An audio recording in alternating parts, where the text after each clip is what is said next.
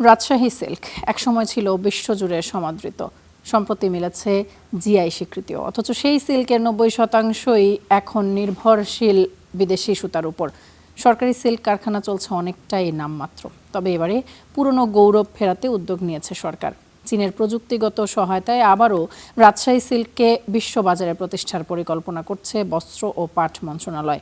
জিয়াউল গনি সেলিমের রিপোর্ট। রেশমের সুতোই বোনা অপূর্ব নকশা, সাথে মসৃণতা আর আভিজাত্য।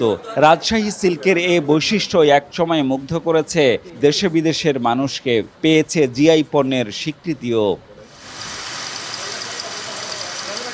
কিন্তু সময়ের সঙ্গে সেই সোনালী দিন যেন ফিকে হয়ে আসছে। রাজশাহী সিল্কের প্রায় ৯০% এখন বিদেশি সুতার উপর নির্ভরশীল, আবার কারখানাগুলোও চলছে ধুকে ধুকে। এমন পরিস্থিতিতে প্রধানমন্ত্রীর নির্দেশনার পর হারানো ঐতিহ্য ফেরাতে উদ্যোগ নেওয়া হয়েছে।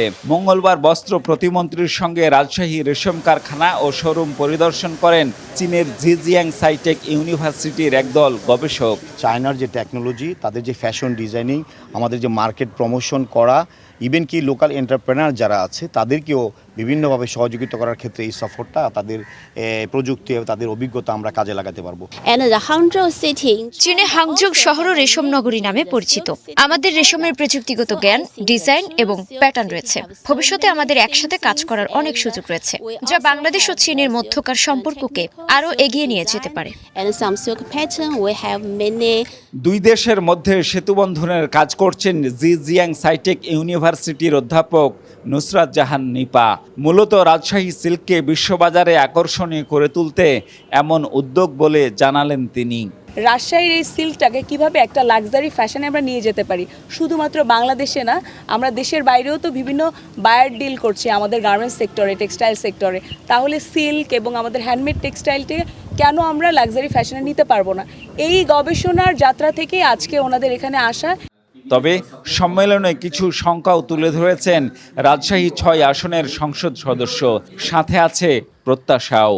আপনি অকৈধ মেন চালু করবেন, অকৈধ এই যে 40টা আছে এগুলো চালু করবেন, সেখানে উৎপাদন আপনার ব্যাহত হবে, তাহলে তো লাভ হবে না, বরং লসই হবে, দিনের পর দিন লসই হবে। সরকার যদি সঠিক ভূমিকা নেয়, আমরা যদি দুর্নীতি না করি, তাহলে আমরা ইনশাল্লাহ এটাকে একটা জায়গায় নিতে যেতে পারবো এবং এই শিল্পকে আমরা বিদেশে রপ্তানি করতে পারবো।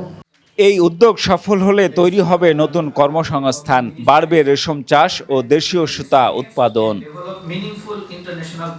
Ziaul Gani Selim, star news, Rajshahi.